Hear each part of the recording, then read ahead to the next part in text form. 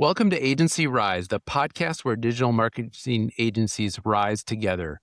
I'm your host, Chris Rudolph. I've spent the last decade coaching digital agency founders, helping them scale, systemize operations, and break free from the day-to-day grind. On this podcast, we talk about what really moves the needle for agencies, getting clients, building a team, creating systems, productivity, focus, and freedom. So no hype here, no guru nonsense, just real conversations from the agency trenches. So today, my guest is David Blois, and he is the founder and managing partner of NA Advisory, a specialist corporate finance firm dedicated exclusively to the marketing, communications, and MarTech sectors. Based in London, David takes a chemistry-led, commercially disciplined approach to mergers and acquisitions, helping agency founders build strategic value long before they even consider a sale. With more than 30 years in the sector, he advises founders and investors on structuring smarter deals, aligning the right long-term partners, and turning years of hard work into lasting wealth. So, David, welcome to the podcast. Nice to be here, Chris. Thanks very much for inviting me on. Awesome. Well, let's get started. For those that may not be familiar with you, tell us more about you and what you do. Yeah, sure. So we're a London-based firm that specialize, as you mentioned, in the marketing comms and marketing tech sector. We do exactly what it says on the tin. We're an M&A advisory firm, and we mainly work for sellers in the marcoms and martech space. We are sector specific,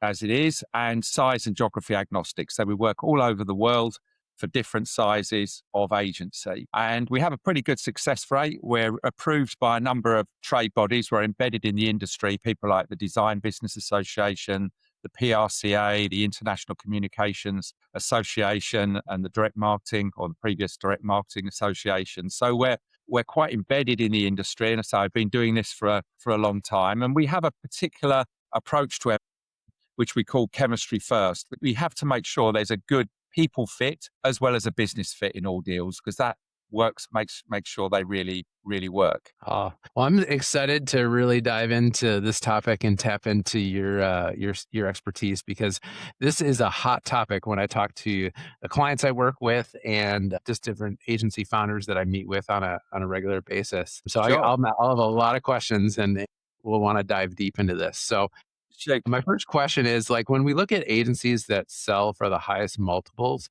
what are the patterns that you consistently see? Yes. I think what you need to have is sort of sustainability for an agency. Buyers are looking for a business that has a life of its own after the founder leaves. And if it doesn't, it can be severely career limiting for them at best. So they need to have a strong business. And some of the factors that they'll look for in that strong business will be things like a strong proposition, maybe some tech IP that supports it, strong second tier management team that are really part of the business, good financial ratios and good financial systems and procedures, ideally a good business pipeline, which means that instead of the founder hunting for business, it's an attraction. Business is attracted to the business. So that means a pretty good smart marketing system. And often if you've got that, you're getting scale. So the top multiples are probably around, if you're making in dollar terms, I would say $3 million plus, $3 to $5 million is the sort of top agencies. And they should have all of those things in place to make them attractive businesses. That's good. What are some of the biggest surprises founders encounter when they go to sell their agency? Biggest surprises? Probably that they're not ready. They think they've got a business there that is going to be attractive. It's making so many $1 million, but actually, because of some of those things that are missing, the buyers are not that interested in them. However, whatever shape of the market. So it's important to spend time getting that business ready for sale over the years. In fact, I would say it's almost got to be part of the agency DNA to think from the beginning on that exit. So even from when you make your first hire, you're going to be thinking about saying, is this person likely to be with me for the long run? Have they got that ability to help to develop in the business? Yeah, it's got to be that sort of thinking. So if I'm hearing right, kind of like have the end in mind and like build it to kind of sell as early on as you can. As you can, yeah. Because if you build a business for sale, you're going to end up with a better business anyway, even if you don't Mm. decide to sell it. That's quite key. How often do you see agencies where like the founder is still kind of the main rainmaker and they're the Yeah, ones that are bringing in sales, and how does that affect the sale? yeah, for sure. It's quite common because what I've just described is really the pinnacle of where you want to get to. But there are plenty of businesses that don't quite get there, but they've got a really valuable business just the same. And very often the founder is very key to the business. And there's different ways of structuring that. Sometimes they will have to stay in a bit longer. They might have to do a longer earn out, or they might have shares in the buying company. I mean, it can be a positive. Some founders use a sale to play on a bigger stage. If you've got a smaller agency and you want to grow it and you don't have the resources perhaps to buy a European office or something like that, you can join a larger group, perhaps sell 60% of the business or a majority to the group, and then really capitalize at a later stage on the remaining 40%.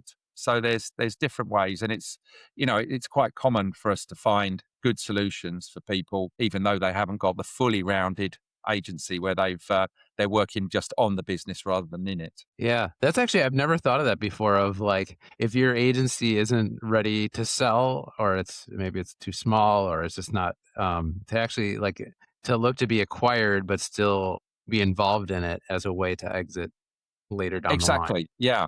Yeah. We call that playing on a bigger stage Oh, in I like that.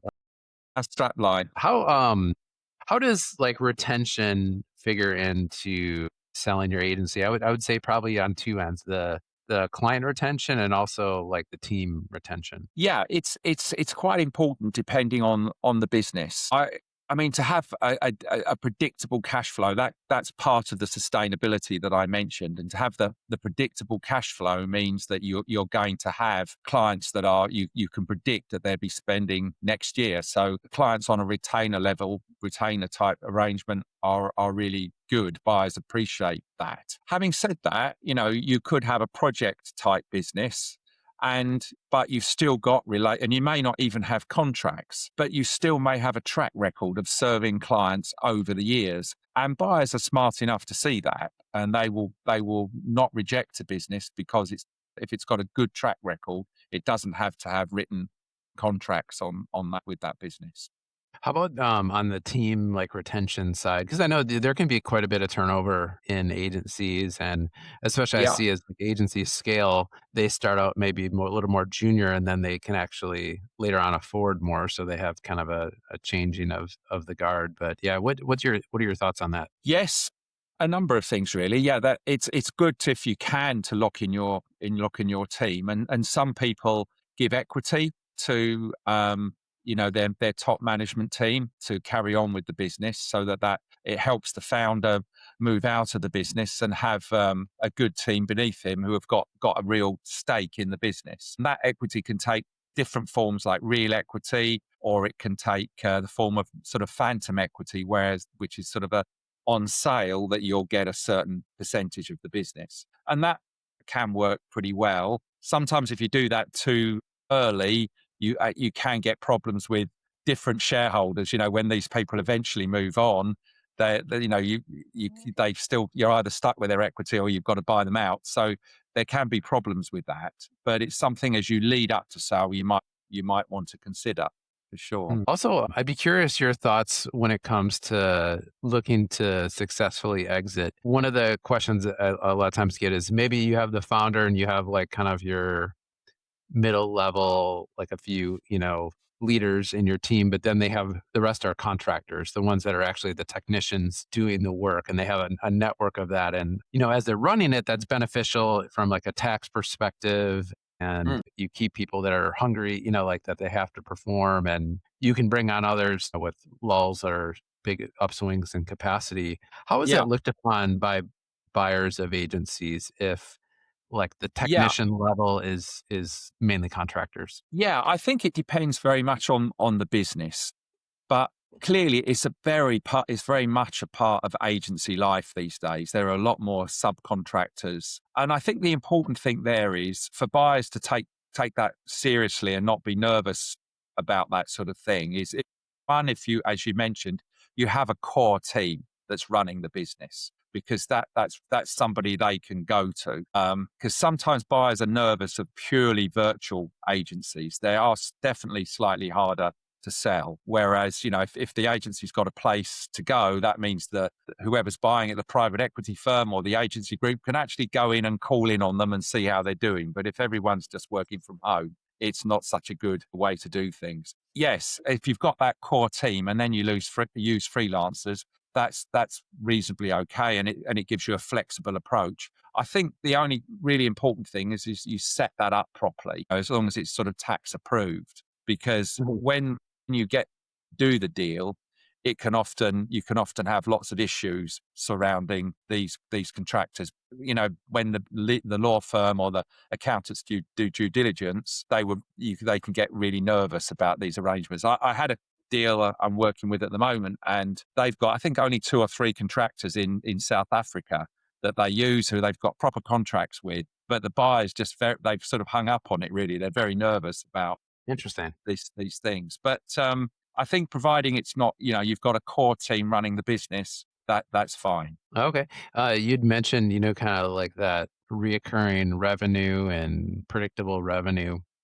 I'm Hmm. I'm curious how, like, you've got, like, flat fee retainers, and then you can have, like, performance-based agreements, and then you have kind Yep. of a hybrid of both. Is there any one of those that's, more beneficial or less beneficial in the eyes of agency buyers? No, I mean, clearly what they're looking for is certainty as much as Mhm. possible, certainty of future revenue. And if you've got, there's some incentive programs in there, and your agency has a proven record of achieving those bonuses and that sort of thing, I see no reason why, a buyer won't accept that. It's just having that track record over the last 2 or 3 Okay. years that you've been able to achieve those. Clearly, the perfect option is very nice fat retainers with all Mm, contracted, but not, you don't always get that for sure. okay.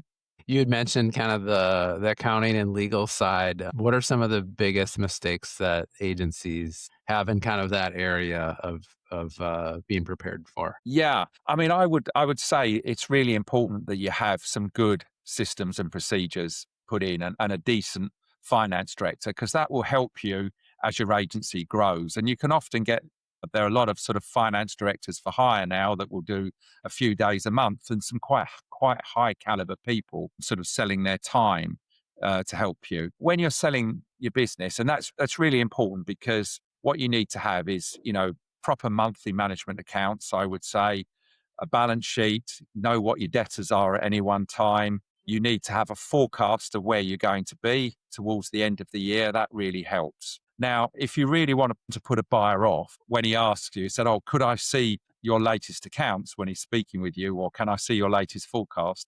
And then a period of 3 months goes by with nothing, like there's Mm, deadly silence. That can be the kiss of death for a deal.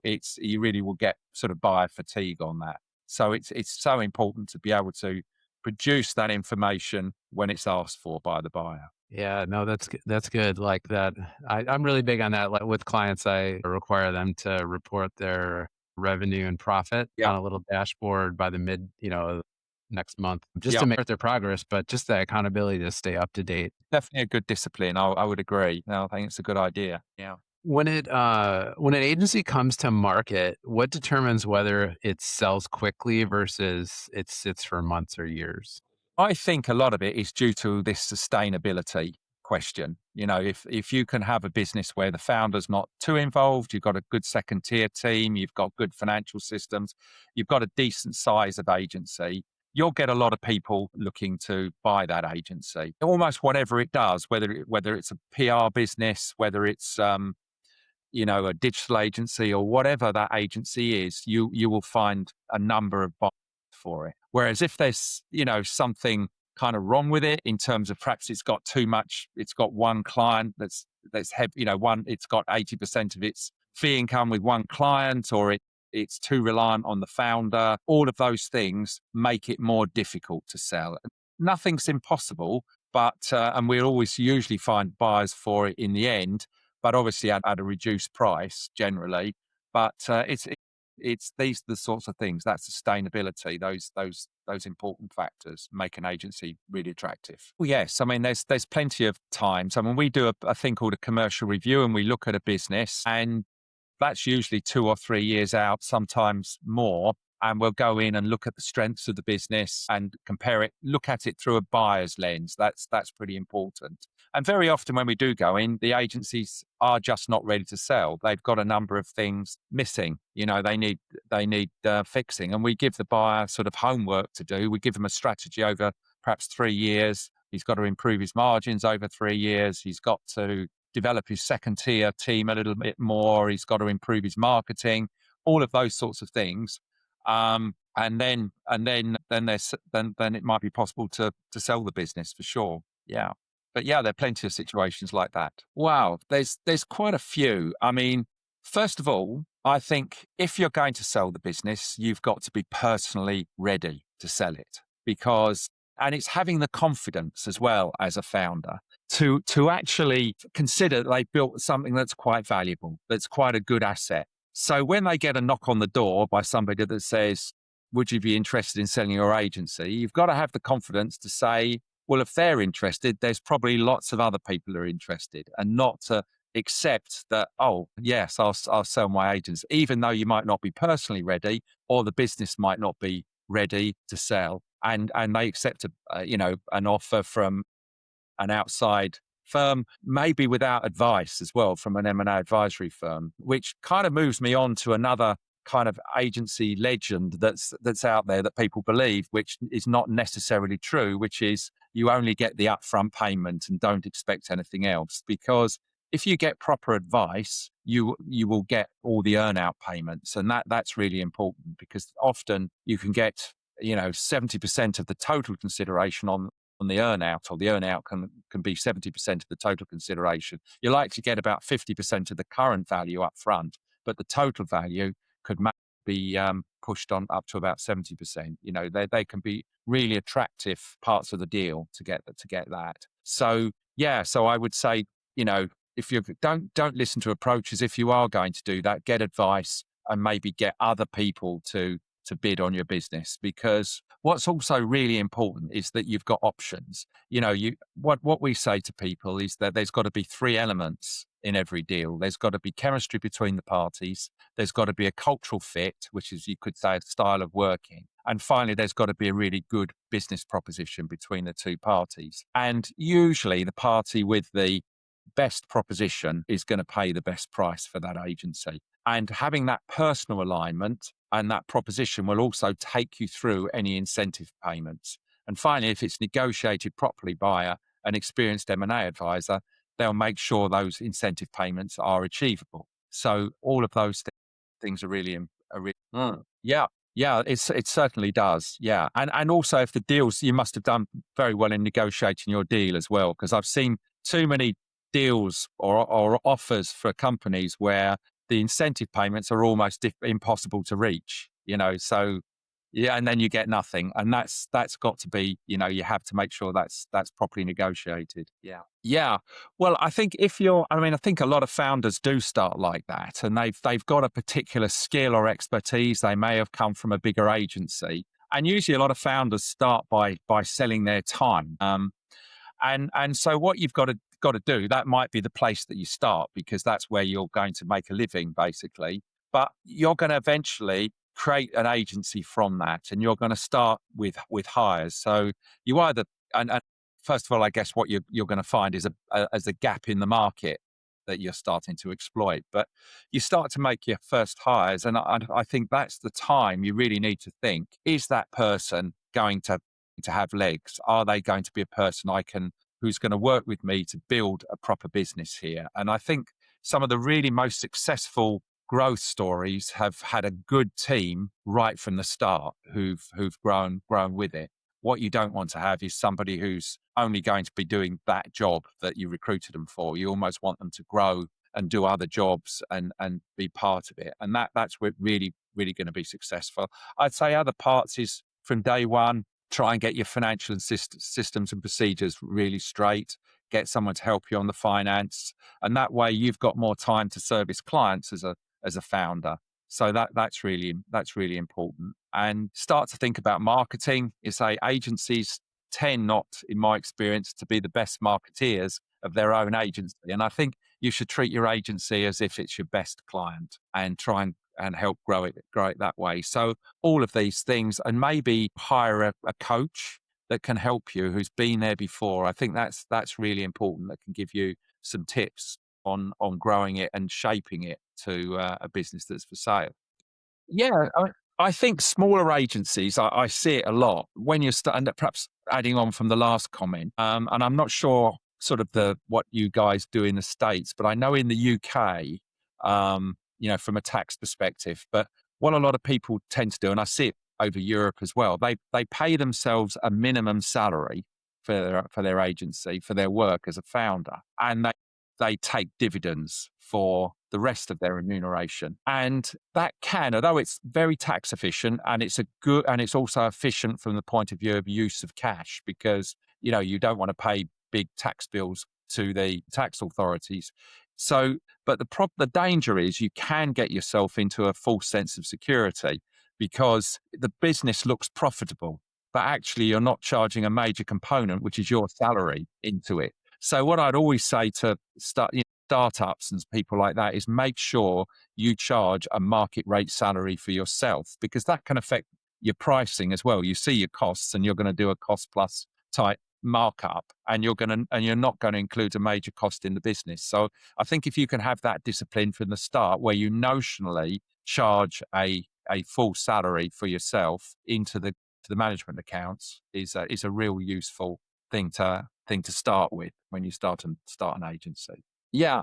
I mean, I would say probably 2 or 3 years before they seriously thinking about a sale. But to be honest, we get contacted by people 10 years out, and you can shape your business. And we're always happy to give advice and help people shape their business and give a view on where they might want to get to. We do a thing called a commercial review, which is a small piece of consulting, as I said, that just looks at the business holistically through a buyer's lens. And that you could do that 10 years out, really, and update it perhaps every 5 years or something like that. But it's quite a powerful piece of consulting, both commercially and strategically, for planning your sale. But the process itself takes about a year to sell an agency. We usually get them done between 6 and 9 months, but it's important to think about in your mind a year to take to sell the business. And then often you have 2 or 3 years incentive payments and stuff like that. So, it could be 4 years before you get out. So the important thing to do is not to say, well, I want to get out next month. I want to sell my agency now. It just doesn't work like that. You could be locked in for a while, especially if you're still very, crucial to the business. So it could take a time. So I'm gone. And as soon as you push the button to sell, in a couple of weeks, you're out, and it just doesn't work like that. So it's very much that, these businesses are people businesses, and you need buyers need to make sure that there's a proper handover and things like that with these types of business. Yeah. Yeah. You've got to. I think I've got some clear thoughts on that. Number one, as a general rule, I would say if you're going to sell to management, and there are different tax schemes around the world to help you do that. In the UK, they have ESOTs, I think they're called, and I think America, you have similar things. But you've got to really have, and these are quite good tax schemes to do this, but you really need to have a management team that are really up for it. They should be banging on your door to say, get out of the way, we can do this better than you. We want to take over now. That's the sort of management, the quality of the management that you need. And if not, I think it's quite unfair to them to expect the management to take over, because in a management buyout situation, you're losing probably the biggest asset that company has, which is the founder and his creative thinking. And you're replacing him with people that have been used to being employees. And so and you're adding nothing else. Whereas in an M&A transaction, you're you're joining a bigger group with that sort of with the business, with the clients and that sort of thing, with a team that can service those businesses, and you're giving those staff an opportunity for the future. They can grow in the new organization. So it's a toss up. But if you do sell to management, I would just say you've really got to have the right sort of management. And even if they're good tax incentives, I'd say don't be tax driven. You've got to be commercially driven, and you've got to do the right thing by the agency and by your people. Yeah. Yeah.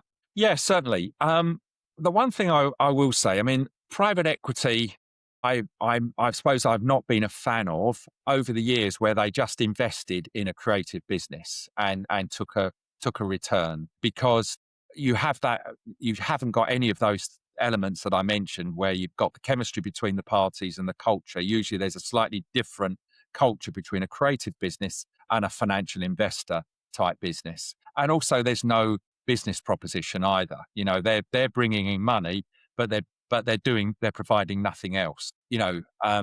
So that's not going to. It generally doesn't work so well, and I'm not a huge fan. I would rather sell my clients to a trade investor where you've got all the synergies. But having said that, over the years, private equity has developed quite a lot for sure.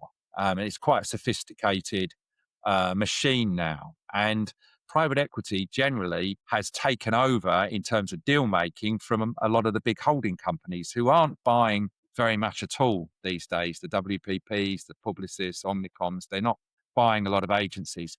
But what you have got in their place is what you call private equity backed trade deals. So the private equity find a quality trade business that wants to grow, and they will finance that growth by making acquisitions. And what they'd be bringing is not only their money, but they're also bringing their deal making experience to that trade investor. So there's a number of really successful companies out there doing that. There's a digital group called Brain Labs who've written about in my LinkedIn posts before, but they've really grown really well, and they've been private equity backed, and they've got a good team, and it's been very successful. So I would say private equity these days is great, but providing they're backing a roll up rather than just investing in a business to get a return. I'll do my best. Best niche for agency. I don't think there is a good niche. Clearly, influence is really good. But at the end of the day, if you can have a niche business in any field that's sustainable, as I've mentioned, with all the qualities, you're going to have a successful sale. Have a niche. Yeah. Have a niche and have all the quality that backs it up as well, the sustainability that backs it up. Yeah. I would say too much lack of financial systems, where you just can't produce the numbers when they ask for them. Over reliance on one particular client, over reliance on the founder. I would say they're things that come up a lot in deals. Fastest way, that's an interesting one. I think you've just got to start following those elements, start developing your second tier, the financial systems, get the ratios right, have a proper proposition. You have to do all of those things at once as best as you can. Probably start with the easiest ones, and probably things like getting your financial systems and procedures and ratios right is a big win. I would say staff costs as a percentage of revenue for an agency, you should be about 55% of revenue. And that's revenue being classed as gross profit rather than total turnover. Operating profit is very key. EBITDA to revenue, I'd say it's got to be plus 20%. That's what you should be aiming for. And if you want to be really clever, I would say operating cash flow to operating profit should be about 85%. So you should be generating the cash, not leaving it all in debtors, in receivables. Yeah, we've got our website, which is m&aadvisory.com. Although I'd be delighted, I'm on LinkedIn. I've got a fairly rare surname, so I should be easy to find. David Blois on LinkedIn. Feel free to, if anybody's out there would like any further information or ask me about their business or our services, they'd be most welcome to drop me a line. Thanks very much, Chris. A real pleasure to be here. Really enjoyed it.